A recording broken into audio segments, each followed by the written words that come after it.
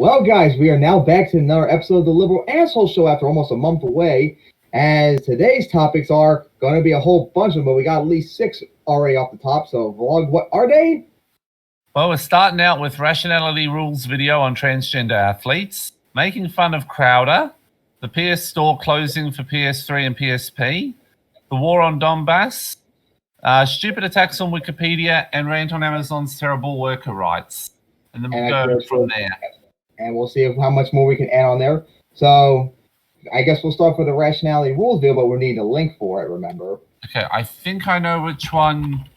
Now, of course, for all of you who didn't see the last episode, we talked about transgender rights unfortunately being under attack in America, like we talked about Alabama. And unfortunately, it happened also in Arkansas recently, where actually for a moment, some good news happened where the Republican governor actually vetoed their legislation, but unfortunately, it was overridden. So now they're dealing with the same crap like Alabama just did recently.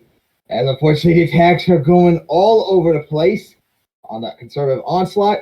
And of course, another thing we also talked about was transgender athletes in sports and how it's more nuanced on the topics. And of course, we're going to watch a Rationality Rules video on this topic.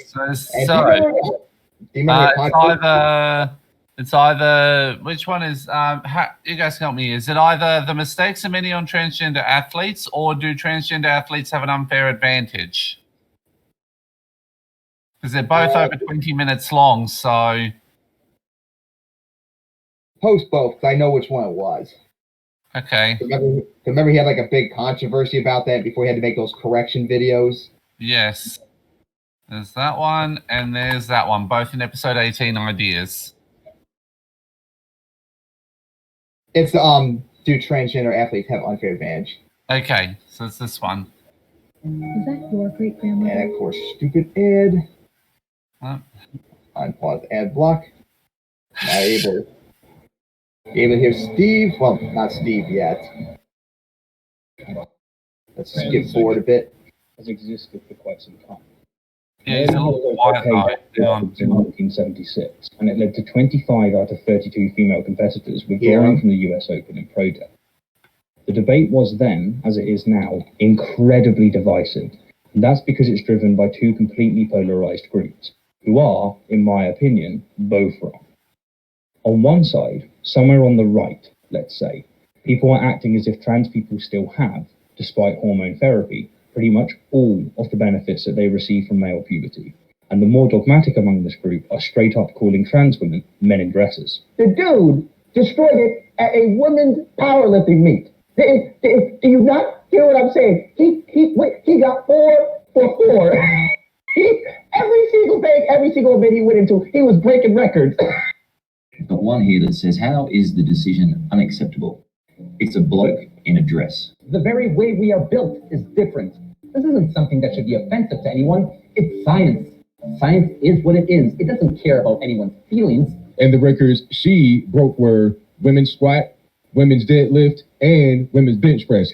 While on the other side, somewhere on the left, let's say, people are acting as if trans women pretty much no longer have any of the benefits that they receive from male puberty. And the more dogmatic among this group are straight up insisting that sex itself is merely a social construct. So bottom line, being born male doesn't give you a physical advantage competing in female MMA? No, not at all. I'm actually at a disadvantage. We also now think that sex is socially constructed.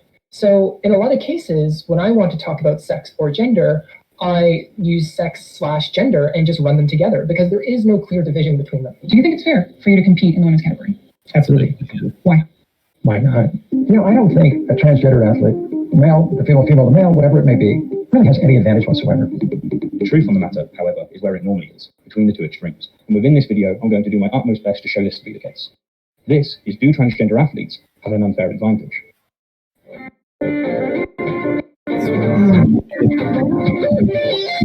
In his recent video on transgender athletes, Noel Plum spoke at length about Oscar Pistorius, and I'm going to do the same. The reason being is that his case directly relates to transgender athletes, but does so without the political and emotional baggage. Pistorius is a South African, double-leg amputee who was once the centre of an international athletic debate. After dominating the Paralympics, he sought to compete at the Olympics, but his request was declined due to tests revealing, among other things, that his carbon fibre prosthetics used 25% less energy than runners with complete natural legs running at the same speed, and that they led to less vertical motion combined with 30% less mechanical work for lifting the body. The way that the IAAF put it was that double amputee sprinter Oscar Pistorius is ineligible to compete at the Beijing Olympics because his prosthetic racing legs give him a clear competitive advantage. Or in other words, the IAAF ruled that Pistorius' prosthetics disqualify him because they make him faster than what he would have been if he had not lost his legs. Now, this reasoning is critical, as it embodies both the principle of fair play and the principle of therapeutic use exceptions, otherwise known as TUEs. Stated simply, a TUE is an exception that allows an athlete to use, for therapeutic purposes only, an otherwise prohibited substance. But here's the crux. They're only granted provided there is no unfair advantage given to the athlete by taking the substance or using the method. What this means is that an athlete who suffers from a deficit, such as asthma, hypogonadism, or indeed limb loss, can take an otherwise strictly prohibited substance or technological aid to neutralize that deficit. If the TUE brings the athlete back up to 100%, that's fine. But if it pushes them further, say to 101%, that's most certainly not fine. Now, this might seem pedantic to those not interested in athletics, but in the athletic world, 1% is absolutely massive. Just take, for example, the 2016 Olympics. The difference between first and second place in the men's 100-meter sprint was 0.8%. In the marathon, it was 0.5%, and in the long jump, it was 0.1%. And this is why TUEs are monitored with precision. Anyhow, back to Pistorius. Shortly after the IAAF rejected his request to compete at the Olympics, a collection of experts criticized the cited study for only testing Pistorius' biomechanics at full speed while running in a straight line, unlike a real 400-meter race, and for not accounting for the disadvantages that he suffered, such as having trouble leaving the starting block. And as a result, Pistorius' ineligible status was lifted. He was allowed to compete. Now, what's of particular interest here is that Pistorius' defense entirely accepted that his prosthetics give him some significant athletic advantages over able-bodied athletes, but they argued that they don't nearly make up for the many disadvantages that he has, and that therefore, as a net, he doesn't have an advantage. Now, I appreciate that this might seem off base, but as we move on to the transgender athletic debate, please keep in mind the principle of fair play, the principle of TUEs, and Pistorius' case as a whole. Before the onset of puberty, the competitive performance between boys and girls is largely the same. There are some differences, of course, and they're likely the product of both biological and societal factors, but the two groups are not entirely worlds apart. By the end of puberty, however, they very much are. 2,000 men in the world at the moment that can run 100 meters faster than the greatest female sprinter of all time. 2,000 men. 1,500 of the top male tennis players can beat Serena Williams. The difference is so great, in fact, that in the athletic world, it's literally known as the gender gap. And despite huge societal changes and massive economic investments, the gap has barely changed since 1983. The mean difference for all events is around 10%, and the range is from 5.5 to 36.8%. Now, as to why there's such a gap, the answer is both very simple and extremely complex. The simple part is that we're a sexually dimorphic species. That is, our males and females typically exhibit significant differences. But the complex part is that sex is nowhere near as binary as we once thought. Determining one's sex isn't as easy as looking at what's between one's legs and what chromosomes one has. These factors, along with hormone levels and others, heavily correlate with one's sex. But what it ultimately comes down to is gamete type. To really illustrate this, consider this. I've had my genes tested, and so I know I'm male in every biological sense of the word. I have the potential to produce sperm gametes, have a Y chromosome, and, while I'm not the most morphologically gifted man in the world, I'm certainly not the least. But if I had complete androgen insensitivity syndrome, all of my most prominent features, including my genitalia and body, would be female. And without scientific advancements to show otherwise, you and I would mistake me as one. I was born with androgen insensitivity syndrome. What this means is that my body is female, but it's atypical. For example, my chromosomes are XY, when most women have XX. I also don't have a uterus, like most regular girls have.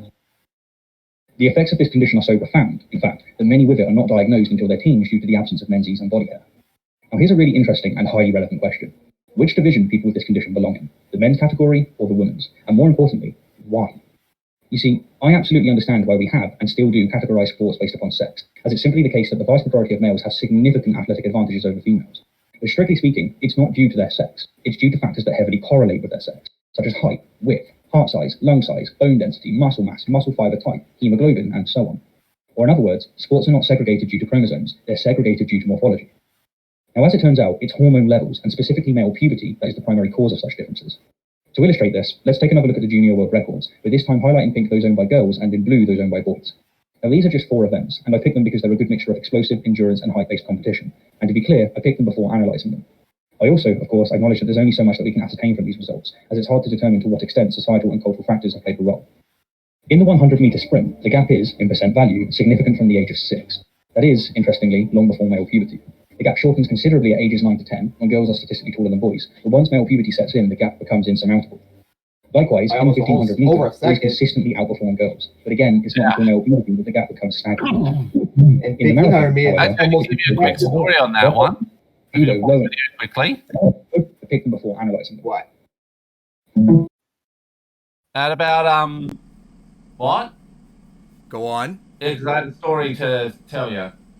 At about 8 or 9 years old, it was actually a woman female, who was the fastest member of our year level.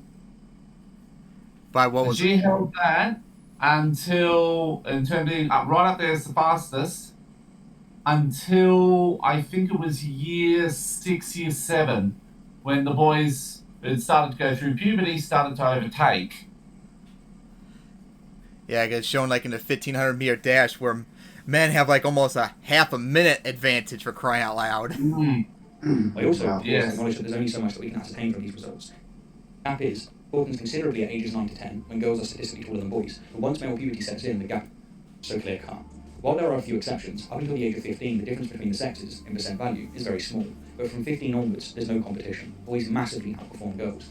And in the standing long jump, which is an event in which high places... And standing long jump actually has women, for a little bit, have the advantage because they get taller. You guessed it, male puberty. And at that point, the and once men take over, it's overwhelming. Can be fairly correlated to male puberty, in which males go from about 9, 12, about 10 to 12. Yeah, women get taller first. Girls get slightly faster, and jump slightly further, and then it just swings back to the boys very quickly once you cross about 13, 14. Yep. 3 and 2.4. Anything touch for you, Harry?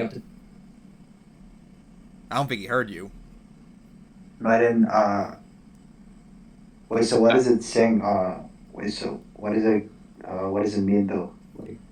It was showing the difference in categories for men and women on 100 meter, 1500 meter, marathon, and long jump. And shows once you get into puberty, like, men overwhelmingly dominate women in terms of those categories. So once males hit puberty, they dominate, like, basically, right? I guess. Yeah. Yeah. Within a couple of years, the gap just takes off. Yeah. And most of them. Just a story that in 100 meter, we actually had a girl at my school from the ages of from about year 4 to year 6, 7, where that was the fastest runner in our year level. Wow. And she was dethroned, thanks to puberty, in year 7. Yeah, it showed that men and women, when they're kids, are pretty equal usually. And depending on sports, sometimes women have the advantage when they go into puberty because they go into puberty first, but then once men go in, they take over and never relinquish it. 32 now. What further corroborates this correlation, and indeed pretty much solidifies it entirely, is the countless studies we have on testosterone in relation to athletic performance. To name just a few, a study conducted on over 1,000 elite female athletes showed that those with high levels of natural testosterone, which, to be clear, still rarely exceeds 2 nanomoles per litre, had a 1.8 to 4.5% increase in athletic performance in most track and field events, though not all.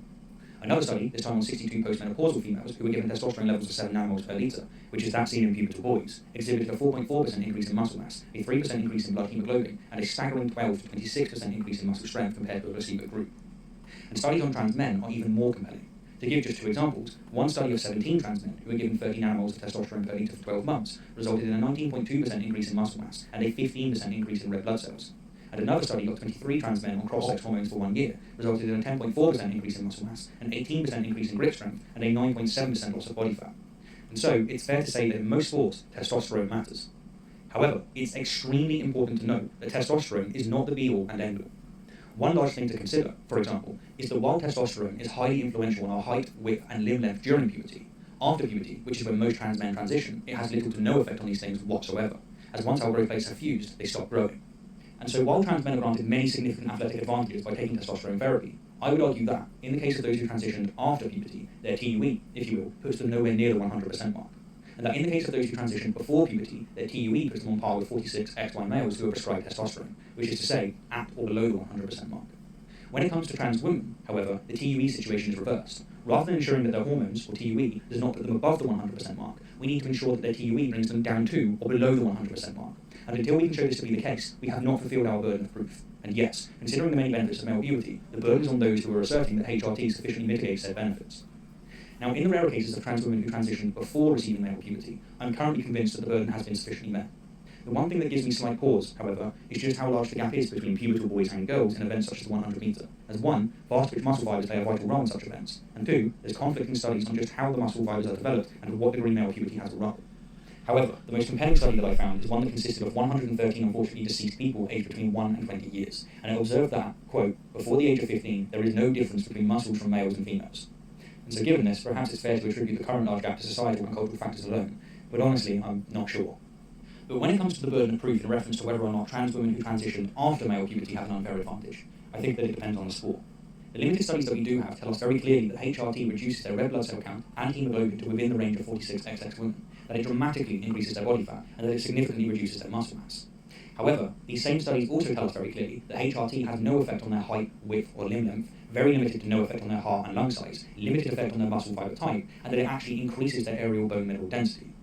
And so, to put these findings into context, in long-distance running, in which an abundance of slow-twitch muscle fibers and hemoglobin are evidently paramount, it might well be the case to say that trans women don't have an advantage, as HRT reduces their hemoglobin to that of 46XX women, and 46XX women tend to have more slow-twitch muscle fibers altogether. Add to this Joanna Harper study, in which she measured 8 trans women runners before and after HRT, and found their performance to be comparable in light of age grading, and I think there's a strong case to be made. However, in explosive events, such as weightlifting, combat sports, hammer throw, and sprinting, I not only think that the burden has not been met, I think that the research that we have done has made it heavier than ever, which is to say that the attributes granted from male puberty that play a vital role in explosive events, such as height, width, limb length, and fast-twitch muscle fibers, have not been shown to be sufficiently mitigated by HRT in trans women. Or to put this more bluntly, I think there's a good reason as to why we're seeing trans women who have experienced male puberty doing so well in weightlifting and other explosive events.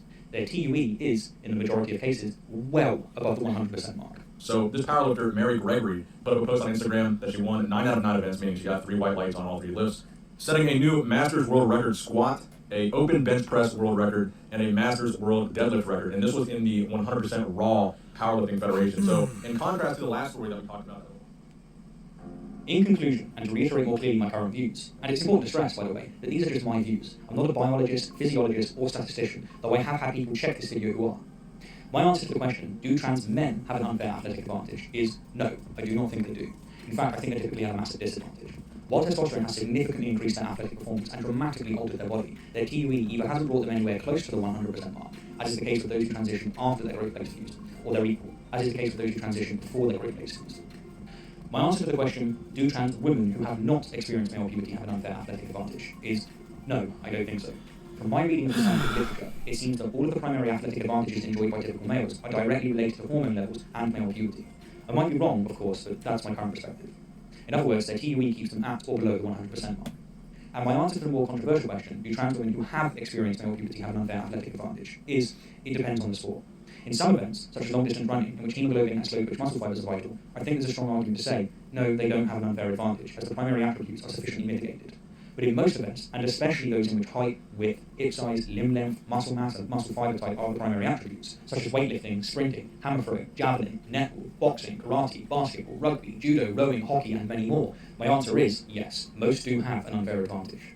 There are exceptions, of course, just as there are exceptions to everything, but far more often than not, their TUE, in such events, does not bring them down to anywhere near the 100% mark. Now, considering my recent kerfuffle, I think it's worth adding the following clarifying statement. I am not opposed to trans women who have experienced male puberty competing in the female category of some events because they're trans. I am opposed because the attributes which are granted from male puberty that play a vital role in some events have not been shown to be sufficiently mitigated by HRT. It's not about whether or not they're women, it's about whether or not fair play has been maintained. Do I make myself clear? Thank you. And finally, my answer to the question, are the current Olympic rules fair, of 1, identifying as a woman, and 2, having less than 10 nanomoles of testosterone per litre, is no, definitely not. And I'm flabbergasted that a respected committee ever ruled that it is. Anyhow, for what it's worth, that's my views on this controversial subject. Interesting video I've seen multiple times, so anything y'all two want to say about it? Other than, like we said, other than, like... I wasn't quite sure what sports it was, because it's been quite a while since I last saw that video. I think I only actually saw it when it first came out, and I hadn't seen it since. So, marathon running, and what were the other ones that I mentioned? 100 meter, 1500 meter, marathon, long jump. Those are the 4 hours shown in the studies. And so basically those sort of ones, yeah, it is sufficiently mitigated, but not in a lot of the rest. Like in physical ones. Like I said, like we said... I know it doesn't sound really weird and intrusive, but I'd almost suspect you'd want to almost justify hormone level or something, or something like that, where and it's because and you'd have like where a lot of the trans men, post-puberty trans, NTF trans, would be kind of in a middle category, because I suspect they're probably, I'm not sure that it'll be the two are far enough apart, they'd be like somewhere in between. All right, and Harry, anything you want to say? Yeah, I did find this video interesting, but like I also like the part where they said, like they also mentioned like people who identify as like binary or non-binary, and what effects like that has on on sports. I was gonna ask Log, do you know? I assume you know what exactly is non-binary though? Like, you say you know about it? Like, didn't you? It means you don't. It means you don't identify strictly within the male-female binary. You're somewhere in between. Does that mean those people are like gender fluid as well, or they can like? Not strictly speaking. We're it's it's fairly hard on the male-female, but the spectrum's still there, but it's not that big. It's like not. You there? It's not like really obvious. I'm gonna go with my brain's a bit slow. I haven't been up that long, so.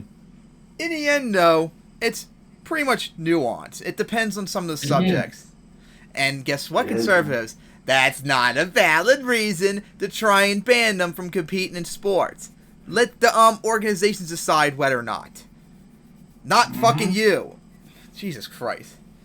Alright, so we beat that topic of death just like last time, so now what do you want to talk about next?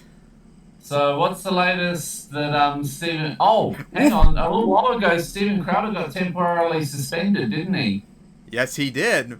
And his one video got taken down, too.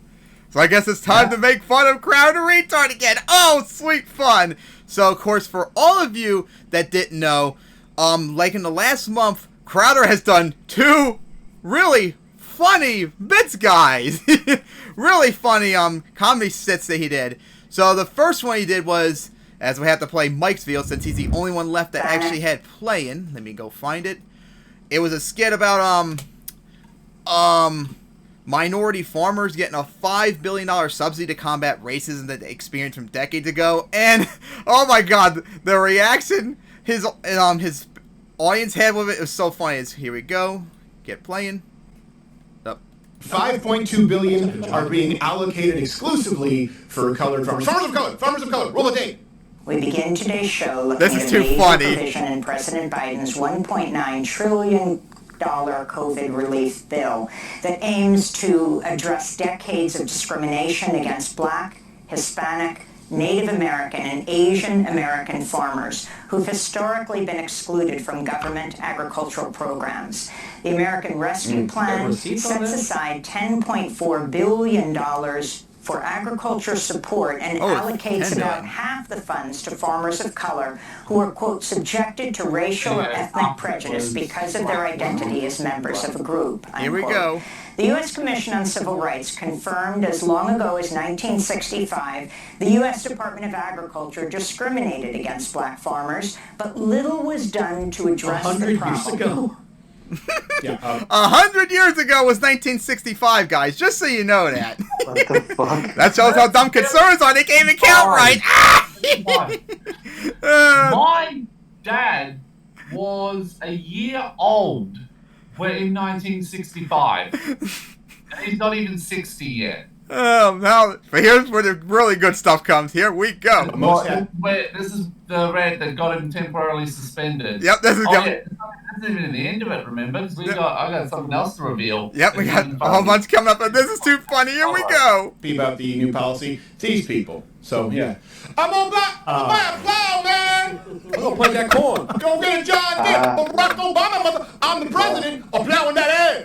You thought the last thing they would want to do is be farmers. Wasn't that a big problem for hundreds of years? Isn't that why Arsenio Hall called himself the urban man's Johnny Carson? I think so. Yeah, I don't know. Are people lining up out in the middle of cornfield, Iowa for new dunks? How would you prove this, by the way? Like, how would you prove that you've been discriminated You don't against? have to. You just well, I didn't say get that loan. Sir, you had no credit. Well, that should not have stopped me from getting the loan. I planted a Hennessy tree, but it's not growing. Well, technically it did grow, but that shit ain't XO. I planted a VSOP XO tree. I'm getting in some niche esoteric cognac humor, motherfucker. Don't white people just go to their neighborhoods and build urban farms and ruin their? Yeah, isn't that how it works? Detroit, I guess. Turns out the soil content is a high level of meth. Yeah, crazy. Wow, I didn't know. That and teeth. There's random teeth littered everywhere. And by the way, in my arugula. That's a white drug, you fucking idiot. Not a black drug. Of course. You know what's that? Fuck, he's being racist. Well, you know what's funny about that? Vosh, you know what's funny about that? Vosh actually looked up a study on that about meth use. When Crowder said it, the studies he showed shows there's no racial difference at all between white and black users of meth. No surprise. But that I know a lot of progressives are gonna be triggered by that, but that was funny. But it was funny in a different way than what they would think. It was funny because Crowder and his audience are a bunch of idiots, so we can laugh at their stupidity. Let's see. Stereotyping, generalization, denying racism from before. Oh my goodness, that was great. That was too funny. And of course, he got I think that video got taken down. He got suspended for a while. I think I can't remember if Vosh or Mike said but I heard that it was because of them denying COVID, so it must have been somewhere else in a different part of the video, because they do like hour-long podcasts and stuff like that. Yeah. And then the best bit, he tried to stream on his second channel, so that basically he's ban dodging, and then they slapped down that channel as well. It's just that temporarily suspended too. So anyways, I didn't know much about this until Mike and Vosh covered it. But yeah, black farmers were denied like loans all the way up into the 60s. And that's what this $5 billion bailout is, to help them recover from that. Like they really need it. Especially all farmers across the country too. It's hard work, they don't get paid a lot, but that was wrong what happened to them. And of course, Crowder, the retard, and all of his idiot conservative buddies, they deny it. You saw how they were smugly, condescendingly thinking that they're probably just going to make it up to get all the money, remember? Oh, yeah. Of course they'd say that. Well, they're a bunch of stupid fucks. Yeah. So what do you two guys say about it before we get to their next video? Oh, God. I think Harry can go first on this one. Yep, Harry, so what do you guys say about that?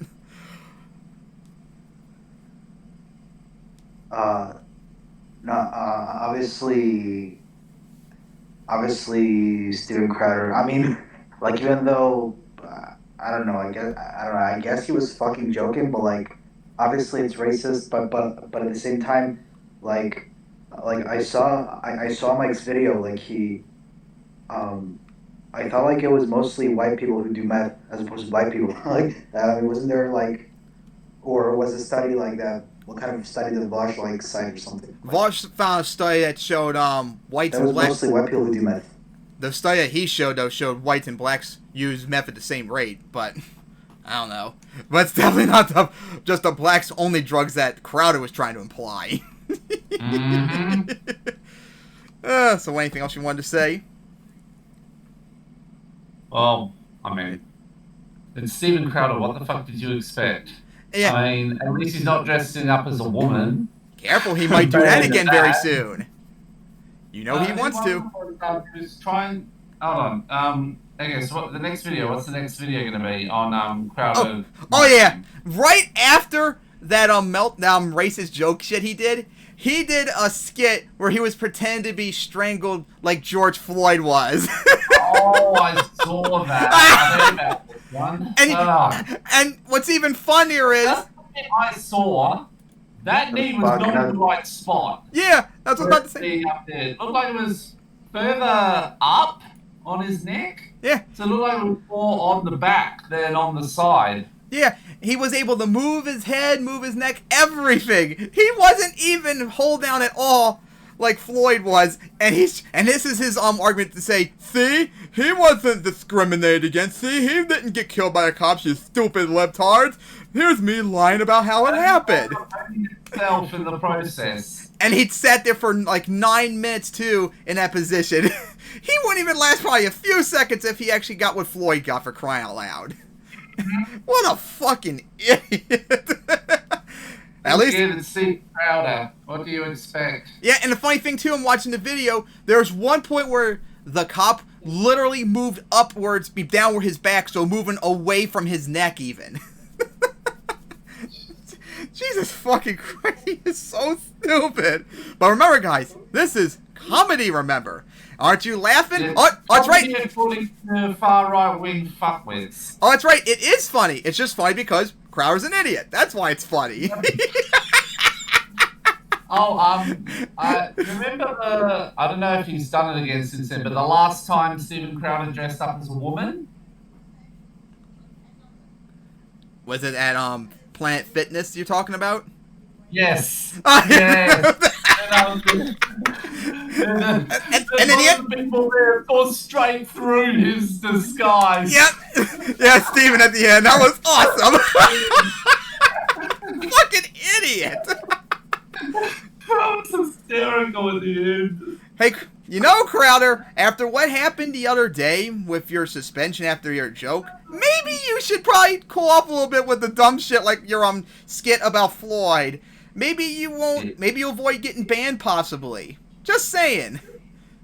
Yeah. Maybe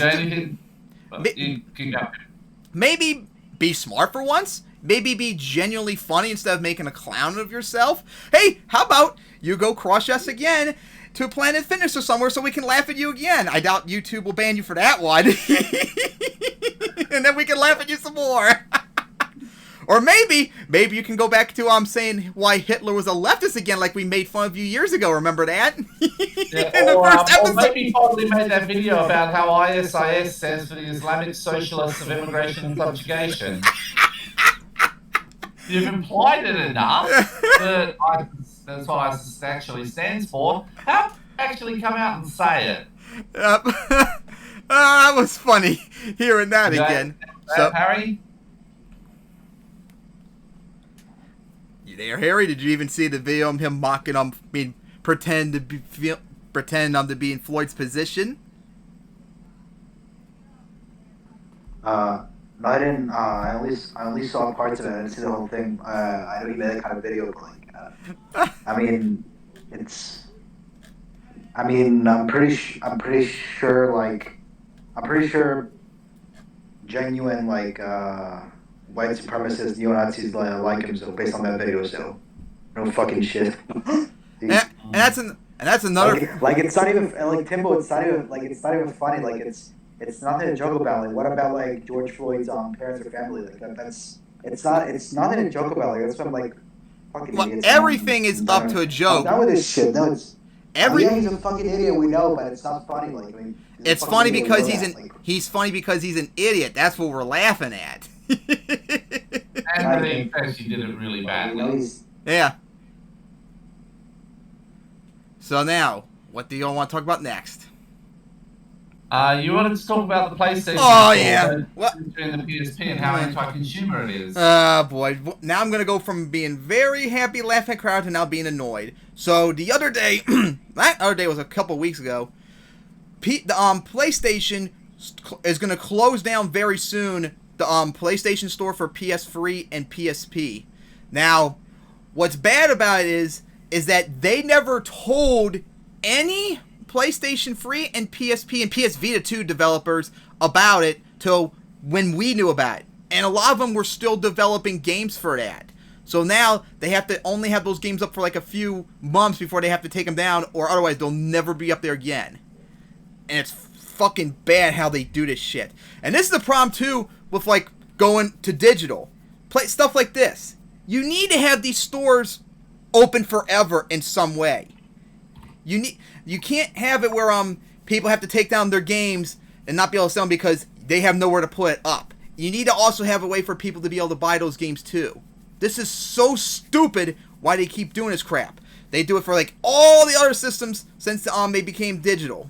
Back like in Gen 6 somewhat, Gen 7, which is now starting to close down, and I'm pretty sure in a few years, Gen 8 will close down too. PS4, Xbox One, Switch. We already did the Wii U, so God, they need to just stop doing this. What they need to do is, like I said, keep it open, or maybe, because fans have done this too, maybe let the fans take over the stores instead. Let them take over the servers. That's what a lot of games that I play do when the original servers for online gaming went down. They opened up their own servers instead so we could still play online. This is just so fucking bad. The way they did too was really heinous, especially to the developers of those games. So what do you two have to say? Well, didn't with the Nintendo Wii, they had like a thing for where you could get play older games from like the Nintendo 64 in that era. You mean the Virtual Console? Yes. Oh, that's another thing too about that. The Virtual Console, I believe, was on the Wii U and the 3DS as well. I don't think they were transferable over. So you probably had to buy the games all over again, which is also horseshit too. Yeah. It's called greedy, and that's also... Like at least but... Okay, so say you got the Wii and it's like, this will close in 6 months. Here is a code to allow you to continue to play it, to re-download it, and keep... you have to say re-download it, but you can re-download it for free with this particular thing, and you'll keep your save files in that. And then, even if you have to restart the game, that'll at least be better than this shit. Yeah, and then another thing too about games being like digital only is games being lost for like good, like no way to play them, no way to preserve them, as Review Tech USA's talked about before. That is another thing that needs to go. The video game, not the game developers, it's like Sony, Nintendo, Microsoft, they don't give a shit about this, and it needs to change. People need to have some way to be able to play the games forever. And there is one thing that could do that too, is if they release the games when they're all done. Like, one thing I'll give EA credit for, they released the first two Command & Conquer games like 10, 12 years after they were done to public domain for people to use forever, instead of keeping them never be able to use again and stuff like that. Man, that's very important. Yeah, they need to start being consumer friendly on this stuff. You need to not close down these stores, you need to keep them up, or maybe allow the fans take over so they can keep it up, and not fuck over both us gamers and game developers like they did with the PlayStation Store closing in a few months. They need to stop like having games like shut off permanently, like online, all that crap. This all just needs to fucking stop. So Harry, anything you need to say on this? So when did the virtual console and the Wii, like in the Wii, like eShop, like when did those close exactly? Because like is this similar to similar to the PlayStation Store like closing, or like most of the Wii services were canceled in 2014. I'm pretty sure why parts of Generation 5 can never be used again. Yeah, that's another thing too. And I'm sure I wouldn't be surprised in a few years from now they get rid of Pokebank too, so you probably won't be able to transfer anything from Gen 6 onward either because of that. This is why they need to just... I doubt that. They might do a version of Pokebank where when a couple of Switch upgrades down the line, but I don't think they'd delete Pokebank. And it might be like a successor, suspended animation or something, where it wouldn't be the easiest. Where like you could still use it for say Gen 1 through 8 games. But then you need to use like a thing in maybe for like something to say Brilliant Diamond or Shining Pearl. that you use to get it up to the 9 and later games, that might happen a few gens down the line.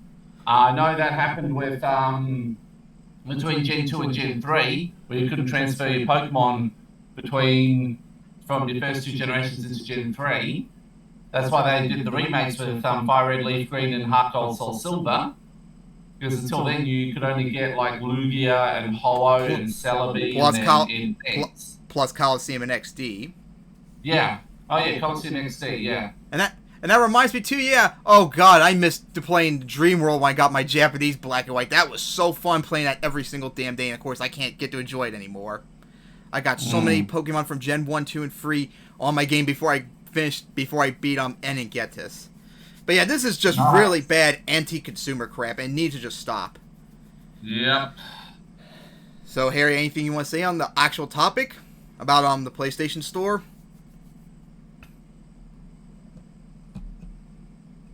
No, I mean honestly, Timbo, I didn't know like this happened. So when, like, how many days ago did this happen? Like, exactly. I had no fucking idea. Well, the store itself, I believe, was not supposed to close till August, but they just announced it like a few weeks ago, and they never told like the game developers who are still making PS3, PSP, and Vita games like on their store that's going to happen. Whereas like normally, other times they would tell them like months and months before, and even like public would know. Yeah, like at least a year beforehand, to allow them enough time to transfer to the later gen software. PS5, you mean like PS4? Well, PS5, yeah, it's gonna be eventually PS5, too. So it's I'm sure it's gonna be PS5 now since PS4 is gonna be on the way out. And of course, that's a problem too for PSP and Vita because there is no successor for the Vita. Remember, nope. those are the only 2 handheld games for Sony. So, what are you gonna say about them? Like, that's so fucking stupid. Nintendo kind of blasted Sony out of the water with the Switch. And then, of course, Nintendo started to be greedy too, where they had to pay for online services where they used to not do that before. Remember with the Wii, the Wii U, the DS, the 3DS, and then of course they decided to go Microsoft and Sony's route. Hey guys, all you console peasants and handheld peasants, don't you wish you were part of the PC master race? You don't have to pay for online services at all, pretty much. I don't have to pay anything to play Showdown with anyone. I don't have to pay for anything to play Victoria 2 with anyone or anything. I don't have to pay it all to do BeamNG online, Rigs of Rods online. Doesn't that sound much more awesome? Maybe you should pressure Sony, Microsoft, and Nintendo to, force them to not have to pay for online services? Just saying. And they can afford to. Yeah, that's right. A lot of games that seem to be dead were resurrected on emulators. Yeah, that's another thing too. This is going to also encourage piracy, which all the big three are so against when they actively, funny enough, help it by doing shit like this. I swear, it's not just the video game community, but all corporations. They always want to do things that actively harm them, and they don't even realize it because they're that stupid. Contradictions in capitalism, of course.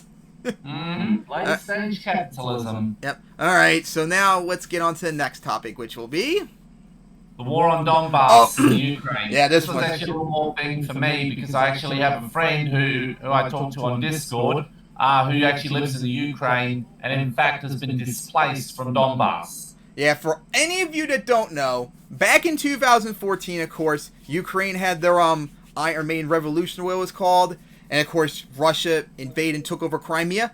Well, that was not the only thing that happened. Since then, the Donbass region, which is eastern Ukraine, which is on Russia's border, there have been 2 separate autonomous regions that have risen up to try and break away from Ukraine. And it's been like a proxy war between Ukraine and Russia ever since. There's the Minsk II peace agreement, which has been placed since 2015. So it's largely been like a stalemate since 2014. But unfortunately, the last month or so, it's been flaring up and it's scary as hell. And of course, Russia's put troops on their border. Ukraine's put troops on the border. It's a worry that both sides might invade to take over the autonomous regions. And of course, if that happens, World War III would probably break out. So that's something definitely to be concerned about. Oh my god. And of course, like, it doesn't seem to me like no one to me is really talking about much either. The only place I've heard are like Google, RT, and other like online sites. Don't even see Kyle talk about, Vosh done talk about, like, no one's talking about it. Yeah. It's definitely a concern. No, Timbo, I think maybe because it's not. No, I agree. It is. No, I agree. It is a concern, like for foreign policy wise, but like, RT for the record, obviously, it's a Russia-funded like network, so of course we're going to talk about it. But I don't know. I guess it's not like a big deal yet, which is why. Like Kyle or Vosh or anyone else like isn't talking about it. Like I'm surprised Kyle's not talking about it. I mean, like, NATO had to raise their highest alert level in Ukraine. Biden had to do numerous calls with Putin about it. They're trying to do like a summit about it very soon. It's definitely a big concern.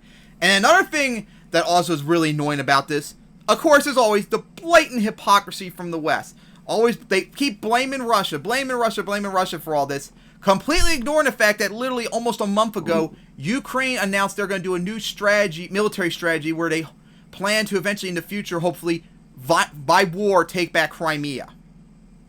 No one is talking about that. That's the fact of declaring war on Russia, and no one's talking about that. How about that? And a lot of that is because Ukraine is emboldened by NATO supporting them. They're doing the exact same strategy Georgia did when they fought Russia in 2008 to deal with their autonomous regions, because Georgia thought they were going to have support by NATO and they didn't. And Russia supported their autonomous regions. Jesus Christ. Blatant hypocrisy. Wait, Timbo, so, I mean, so what, so Crimea, so like what's going on with Crimea right now then? Like, nothing. It's escalation in the tensions, but that's about it. Yeah, but it's a big concern. And then, which would explain why people have said that it's now about equals to whether World War III would kick off with Russia or with China. Oh yeah, and that's another thing too. Because of this, there's also been concerns about China meddling with Taiwan too. That's another big concern. Yes, I saw that. This is just so ridiculous. And this is why I said back in I think it was episode 2 about when we talked about foreign policy, and we brought up the flashpoint of like Ukraine, which is why I said that we need to keep Ukraine out of NATO, because that's another thing too. Ukraine says they want to be part of NATO as the only way to like get back Crimea and stuff like that. They want us to support their war. Yeah, not gonna happen without World War III. Yeah, that's another thing too. Thankfully, most of the countries involved in NATO seem to actually have a brain about realizing, because remember it mentioned the concern about maybe Article 5 being implemented, because remember, being part of NATO requires border integrity being like secured, like no border skirmishes, no border issues or anything like that. Well, Ukraine has Crimea, Donbass, so in my eyes, and actually I've read up to, it actually has been a thought that's been brought up to NATO leaders that if Ukraine didn't join NATO, that could begin Article 5 like that in World War III against Russia instantly, just for Crimea or Donbass. So they need to stay out. We need to stop. We need that one thing of countries between NATO and Russia, that being Ukraine, Belarus, and the Baltic states. Yeah, because remember, Baltic's already in NATO, remember? Georgia. Oh! Yeah, all the Baltics. Okay, we're already connected to Russia. Just great. Yeah, Ukraine's trying to get in, Georgia's trying to get in, and of course, they're hoping to maybe in the future try and get Belarus involved, which I doubt they'll have anytime soon. But yeah, it's a big concern. Belarus is more likely to be absorbed into Russia than join NATO. Yeah, and then we need to stop arming Ukraine, because that's another big concern too that Russia's had and complained about. Yes. And that's another thing. Another thing too, as I mentioned in the video, we need. I know this is gonna be a hard thing for America, NATO, and Ukraine to do, but we need to pressure Ukraine to just give up on Russia. I mean, not Russia. I mean, Ukraine needs to give up on Crimea. Unless you can do some sort of diplomatic solution for this, Russia will not give up Crimea. And what are you going to do? Actually go to war with them? Well, if you want to, go ahead. You get annexed for all you care, because we're not going to get involved and start World War III if we're smart. And also, that probably needs to eventually apply with the Donbass regions too, and the two autonomous regions. they're majority Russian. They don't want to be part of Ukraine. They want to either be separate, form like their own autonomous regions, or be independent, or join Russia. And unless you want to start Remember war, that a lot of people, Russians were actually sent into those regions during the time of the Soviet Union. Is also remember that most Ukrainians despise Russia. Part of it because of Holodomor, which was the Soviet genocide of the Ukrainians. And that's another concern too, because a lot of the Ukrainians in power right now are far right neo-Nazis. That is not really someone who that's not someone who I would really be keen on supporting too. I don't like fascists, you know. So yeah, that's another thing. So yeah, we need to just cool tensions down. There really seems to be a different breed of fascist from the breed of fascist that Putin is. Well, he declared himself fascist dictator a couple of years ago of Russia. So hopefully, God, it's been a nervous problem for like the last week or so. So hopefully things will just calm down, but you just never know. And then Vosh did a video just the other day about Biden putting sanctions on Russia. Again, real smart Biden. And Vosh was like ecstatic about it, and people are bringing out, hey, wouldn't this increase tensions with Russia and possibly maybe start a war or something like that? Vosh smugly, condescendingly, no. Not only would it not happen, there would not be no Cold War, no World War III, none of that. And I'm just here laughing at him for being a fucking idiot about how simple-minded and brain dead he is. The war never ended. I mean, yeah, the focus is now more so on China than Russia, which is because of their rise. But Russia's still there.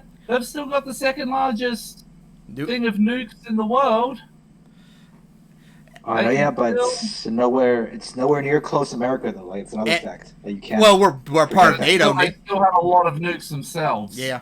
But even Second Thought made a video like even Kyle covered Fareed Zakaria like no one comes near close to America when it comes to like military spending. So Russia's not even a fucking threat. So obviously all this Russiagate bullshit, like it's bullshit basically because like America like outspends everyone by like 100 fucking miles per hour. So like I don't think Russia's a threat. Like they are concerned though because they have all the nuclear weapons.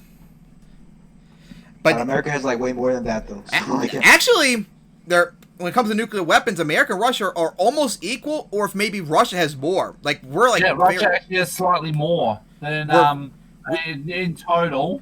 It's got slightly less deployed. Yeah, America and Russia have 90% of all nuclear weapons in the world. Yep. China's. I'm looking here. So the United States has 5,800 to 6,185. Russia had 6,372 to 6,490. The United Kingdom has about 200 to 215. France has 290. China's gotten a few hundred, 300 to 320. India has 150. Pakistan has 160. North Korea has 30 to 40. And Israel has 90. And I was about to say, too, yeah, Russia's more of a concern when it comes to nuclear weapons. China is probably the more long-term threat, but they can't really affect us like Russia can with nuclear weapons. China can't even really reach us. Russia can, though. They can reach anywhere. But yeah, hopefully things can cool down. And you know what the thing about like Russia and China is funny enough? Because a lot of the funny thing about it is, even though they're considered, they're allies and all that, Russia and China actually hate each other, you know, right? Yeah, that wouldn't surprise me that they don't like each other. They had border skirmishes before, remember, even back when the Soviet Union was around, including the big one in 1969, that almost started World War III on that one, too. So, if America was not, like, so hawkish against Russia with the Cold War ending, there could have been a chance, and it could still be, maybe in the future, that maybe Russia could become pro-America and be anti-China. Like, America could easily flip that around, but they have to let go of, like, the anti-Russian sentiment, which, of course, you know, can't do that with the neocons and neolibs in charge. Yep. And, of course, a lot of it also is, too, a lot of the, shit that Russia does, a lot of it also is because we're instigating them. But, of course, they can never, ever, ever, ever admit that. Ever. So, hopefully, nothing can happen about it, but be very worried, too. All right. Wait, do you guys? The you guys alert, remember but not Russiagate? alarmed. What were we saying, Harry? Wait, so I assume you remember Russiagate, right? Yeah. Like it was. Yeah. So do you guys basically agree with Kyle that it's bullshit? Like in that, like, I mean. Vosh had a meltdown about that, but yeah. No, but I mean, there's. Were there people in the Trump administration that had contact with Russia? Yes. Did However, Trump himself have influence, thing with Russia? Maybe, I don't know. Not directly, never directly. Not directly. There might have been some transactional money laundering stuff that they do with a lot of politicians, but not directly. What else was there? There was something else as well I was going to say.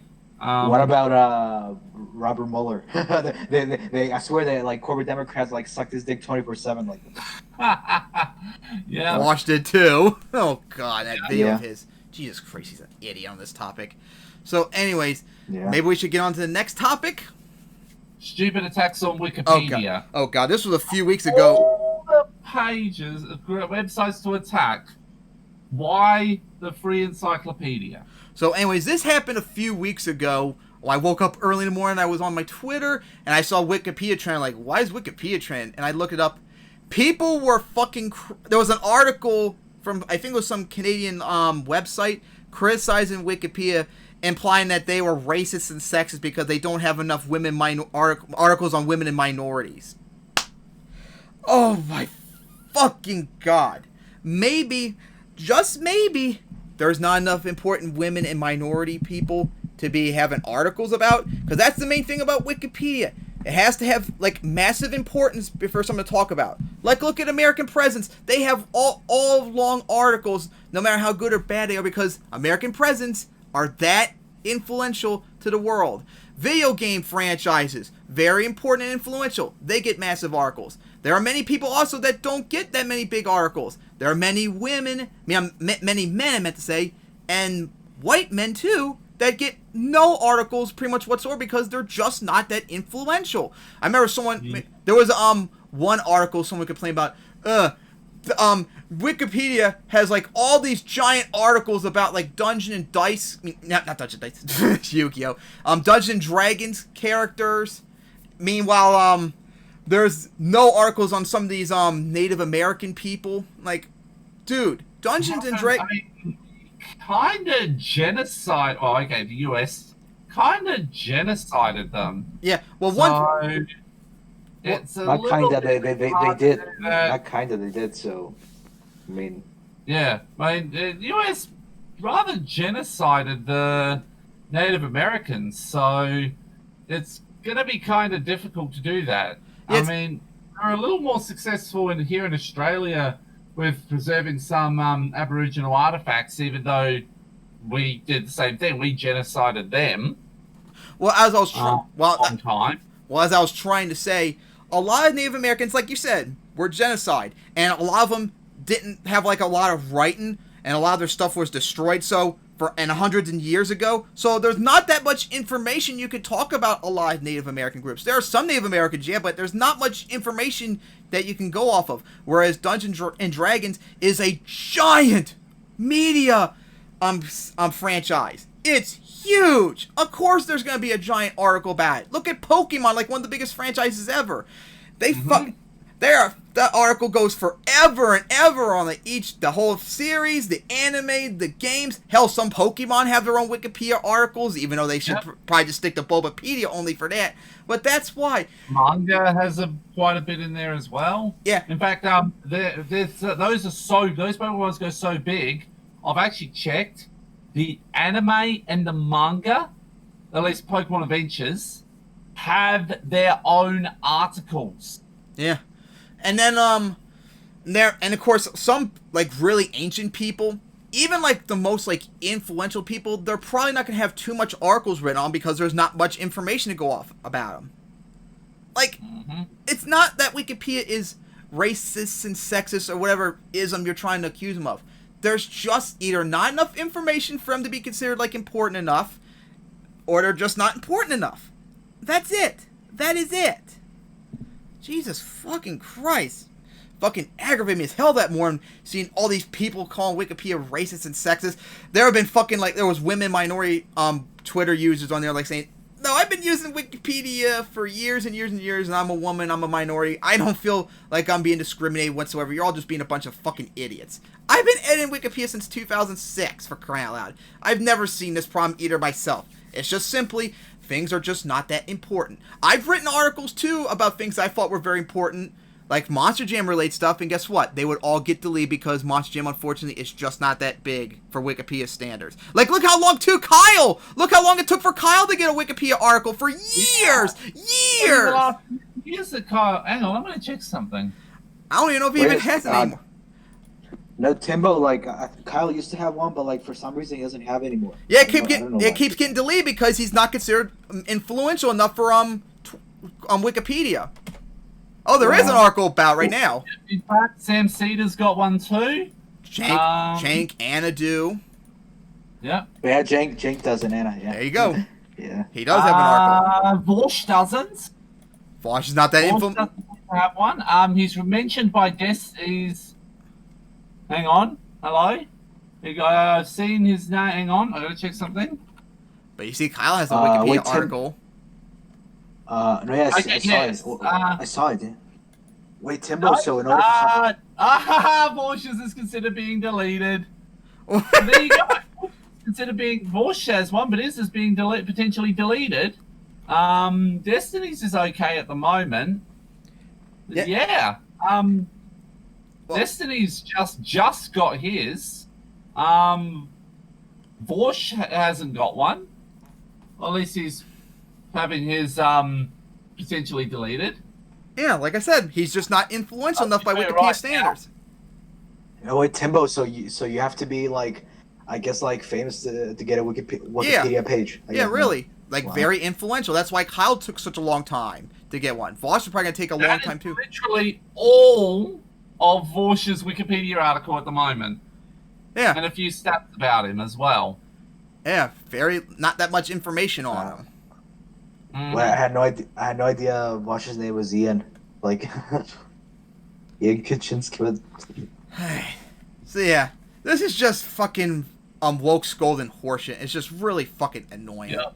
I get this crap enough with right-wing retards on Twitter, enough on Vosh's audiences. Just shut the fuck up with this crap. There's just nothing wrong with Wikipedia, for God's sake. Just stop fucking complaining and take your complaining to stuff that's more important.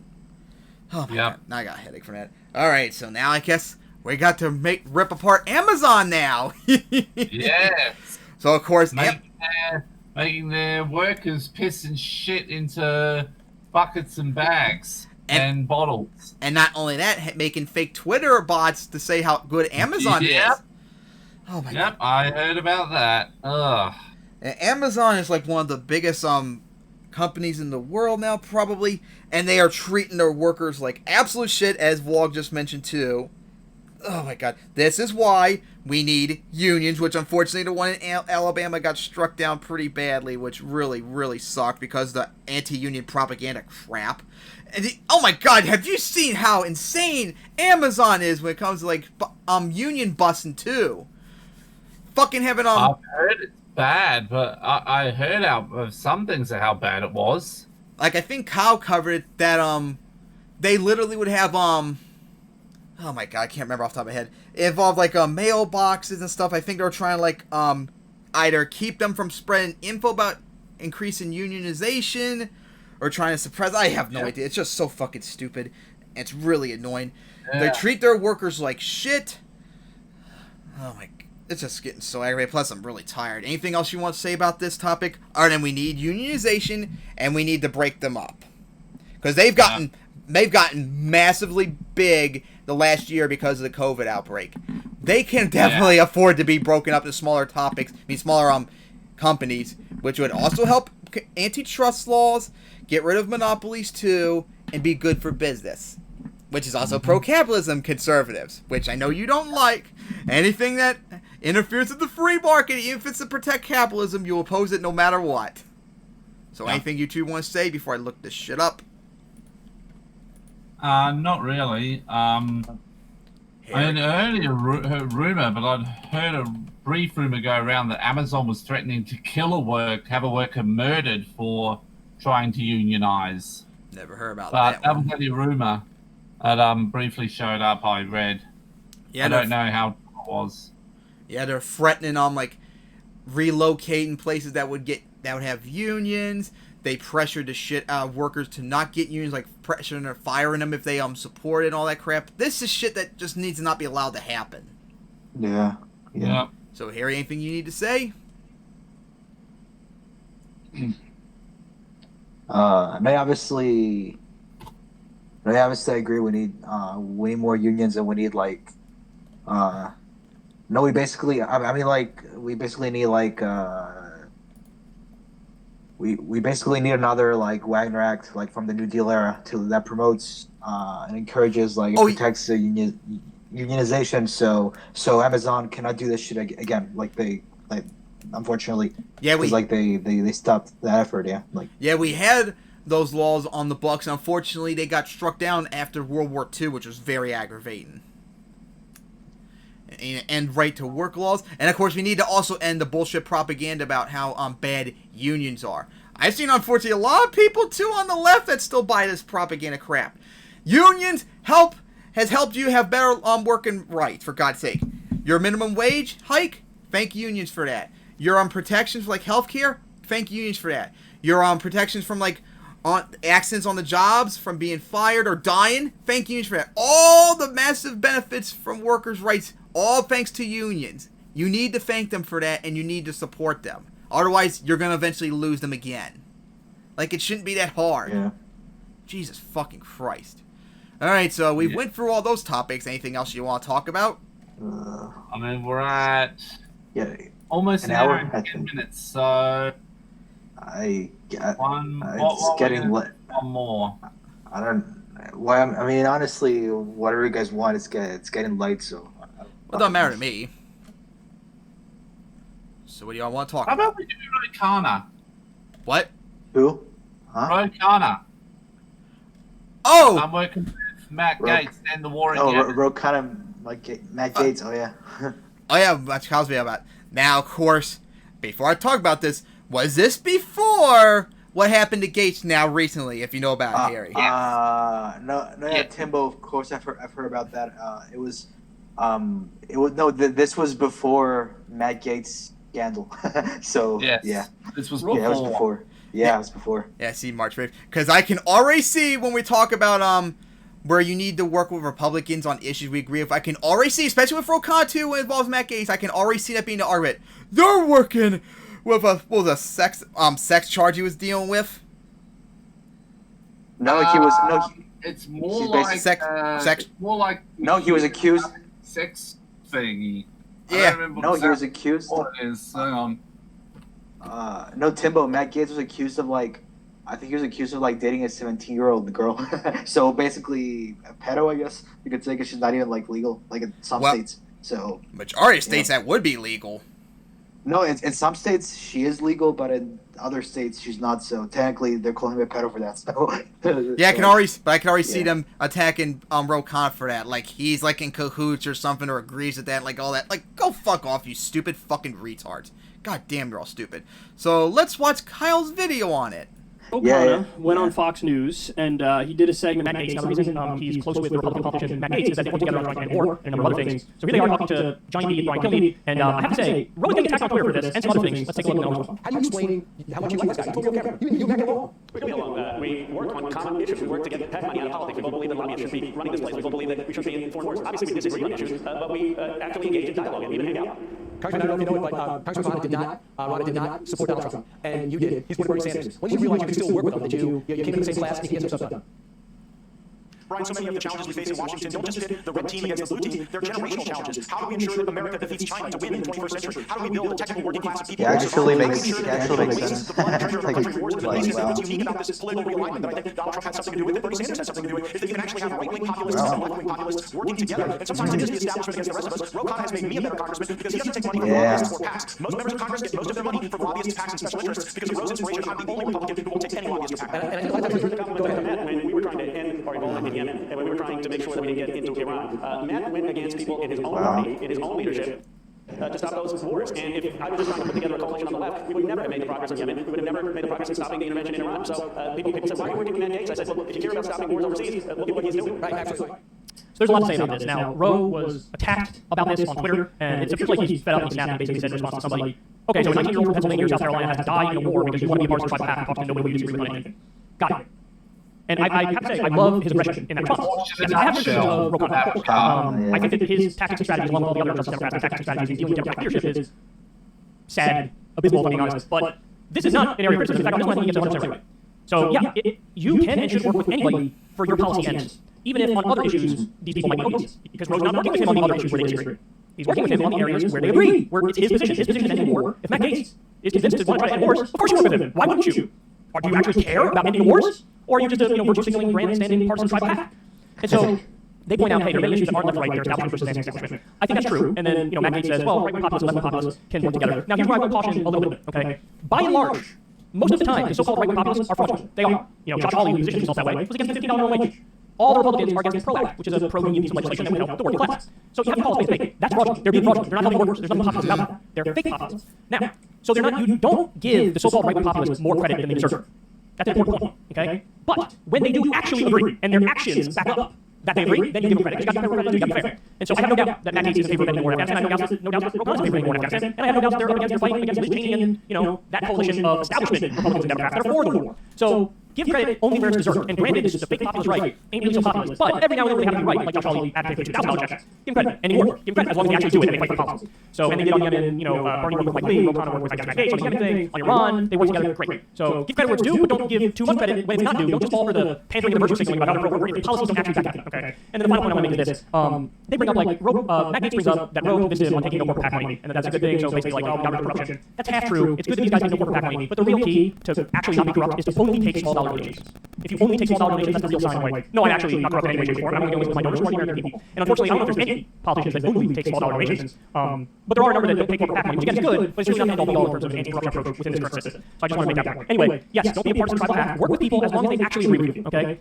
Sometimes these people on the right say something they don't really mean it. Like they're for workers, they work for $50 minimum wage, they're not for pro-white workers, nonsense, total nonsense. But on board, they actually have, some of them have to agree and take yes for an answer. That's the only way you're going to get stuff done. And so to go after somebody for working with somebody who agrees with them on an issue, I'll never understand that. And unfortunately, what people do is the classic, but he's like a white supremacist fascist, and so therefore, you can't work with him even on an area where you agree, like ending a war. They think Roe is approving of the fascism by working with him on ending war, and I think that's a preposterous argument. Because and that's the argument too I've seen from people about after what happened with Matt Gaetz recently. Oh, Ro Khanna supports what Gaetz did because he worked with him and all that crap. Like, shut the fuck up, you stupid fucking idiots. I'm going to say this. Take notes, Bosch. Oh yeah, he will never will. Just like Forge believes you should never work with anyone on the right on anything ever, because they're all evil fascist monsters that just want to murder poor people and minorities. Careful, Vlog. He might call you a fascist or a tanky for that. No, more tanky than any of them.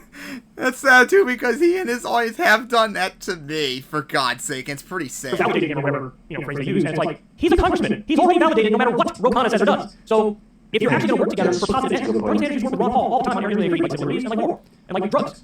Take yes for an answer when somebody agrees with you. That's how you get shit done. But see, again, you have to actually want to get shit done. And a lot of people who are getting mad at Roe don't care about that. They care about their personal security and virtue signaling all day, and it's useless. Yeah, that was pretty damn good. Yeah, we said this before numerous times.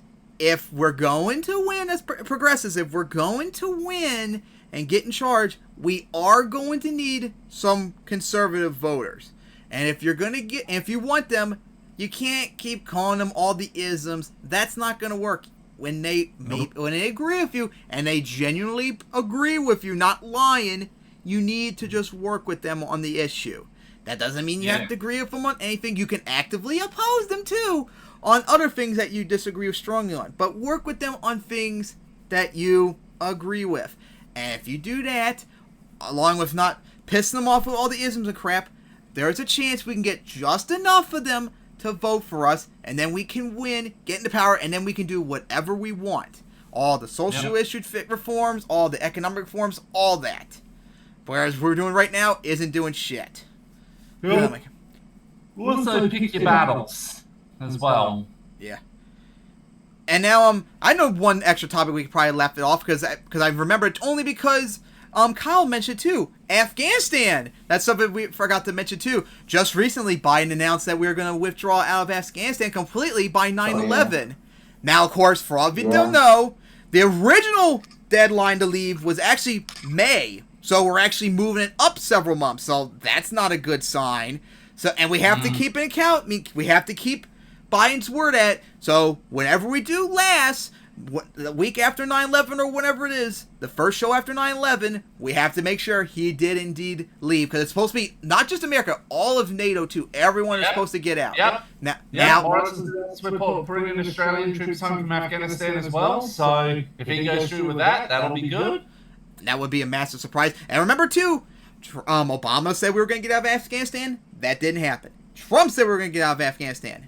That didn't happen. So don't be surprised if nothing ever happens. But at the same time, as Harry pointed out and Kyle pointed out, both the mainstream Republicans and Democrats and the Pentagon are having a meltdown about Biden doing this. And if they have a meltdown over Biden doing something, then there's a chance that maybe it is indeed going to happen. Because why else would they have a meltdown about him saying this unless they really think he's going to do it?